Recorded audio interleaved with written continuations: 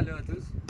Aujourd'hui, je vais parler un peu en français parce que tous les vidéos passées, j'ai parlé pas en français.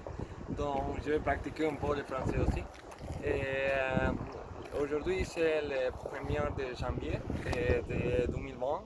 Donc, bonne année à tous. Je suis ici en San Rafael, Mendoza, en El Niwil, ça s'appelle El Niwil. Aujourd'hui, je vais parler de toutes les choses que j'ai fait au Canada quand j'étais là-bas. J'ai commencé à faire beaucoup de choses pour améliorer mon français et améliorer mon façon de parler en français. Comment est-ce que je l'ai fait, toutes les choses que j'ai fait pour améliorer euh, ma partie et la façon que j'ai fait pouvoir, euh, pour pouvoir parler. Parce que quand j'ai commencé, il y a beaucoup de gens qui ont commencé avec moi. Mais presque tous les gens que j'ai connus ne parlaient pas rien, presque rien. Pour tous les qui ne savaient pas, j'ai fait seulement 2 mois de cours de français, 2 mois intensifs, mais seulement au Canada. Ça a été presque toutes les choses que j'ai fait. Et après ça, j'ai à ce niveau que je pense que c'est pas trop, mais c'est un bon niveau pour me communiquer et pour m'exprimer bien. Donc, les choses que j'ai commencé à faire quand j'ai arrivé là-bas sont, j'ai commencé à voir vidéos et à voir séries et à voir films et à voir toutes les choses que j'ai pu en français pour pouvoir la caméra, pour voir toutes les choses que j'ai pu pour améliorer, pour pouvoir écouter et faire l'introduction à la langue parce que si je ne fais pas ça, ça a été très difficile pour comprendre toutes les choses que la gente dit. Et maintenant, je peux comprendre presque toutes les choses que la gente dit, mais peut-être que je ne parle pas très bien parce que je dois pratiquer beaucoup plus avec une personne. Donc, ici, c'est un peu plus compliqué parce qu'il n'y a pas plus de gens, il n'y a pas beaucoup de gens qui parlent. Mais bueno, la première chose c'est ça. La deuxième chose c'est écouter la radio parce qu'au Canada il y a beaucoup de radios françaises aussi, c'est québécois mais français, en français, donc ça a aidé beaucoup. Et, donc la deuxième chose que j'ai fait a été voir vidéos et écouter la radio et installer l'application en mon téléphone. Dans mon téléphone pour pratiquer. L'application peut être Duolingo, peut être Tandem. Duolingo c'est une application que c'est sûr que vous la connaissez parce que c'est très connu. C'est une application pour pratiquer la langue, pour pratiquer la grammaire. C'est très répétitif, mais je pense que c'est bon aussi.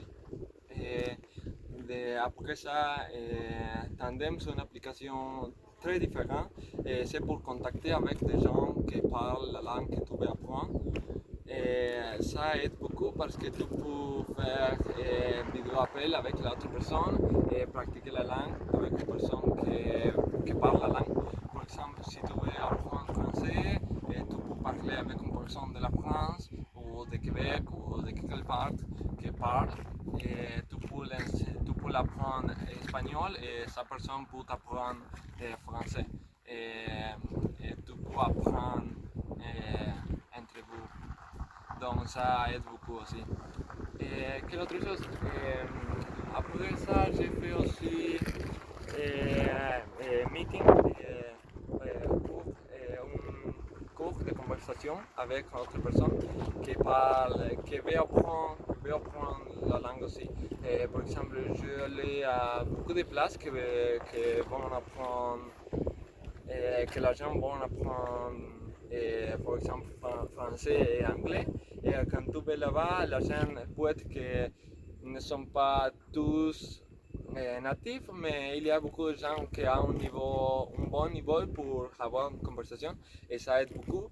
Et il y a des gens qui sont natifs aussi qui va gratuitement pour t'aider, que c'est que c'est gratis et tu peux aller gratuitement. Je ne sais pas si c'est gratis.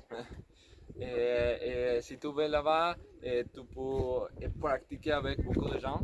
Et si c'est pas gratuit, tu peux être pour $1, $2, je l'ai fait au Canada. Ici en Argentine, je ne peux pas trouver beaucoup de places pour pratiquer, mais c'est bon aussi de savoir que dehors de l'Argentine ou dehors d'ici de San Rafael, il y a beaucoup de places où tu peux pratiquer.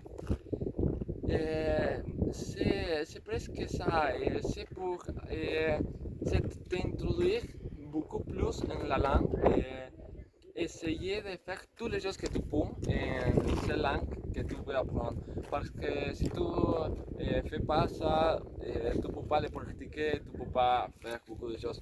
Donc maintenant, je fais les vidéos, pas seulement pour enseigner, pour apprendre, pour les apprendre à vous, sinon pour aussi pour pratiquer mon langue. Parce que ici, je dois pratiquer avec quelqu'un, comme il n'y a pas beaucoup de personnes, je peux le pratiquer avec moi-même en caméra. Donc ça aide beaucoup aussi. Je pense que c'est presque toutes les choses que je peux le dire. Ah, et un détail aussi, que si tu veux, que si tu vois une série, un film ou quelque chose en Netflix ou en quelque part, que c'est en français ou en la langue que tu veux apprendre, c'est meilleur si tu le vois avec les sous-titres en la langue que tu veux apprendre aussi. C'est pas seulement l'audio, sinon les sous-titres aussi.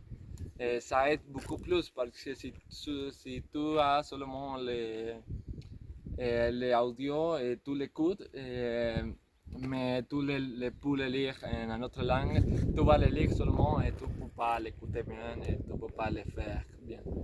Donc c'est presque tout que j'ai à pour dire aujourd'hui. Bonne année à tous et j'espère qu'il y a un bon jour. Au revoir.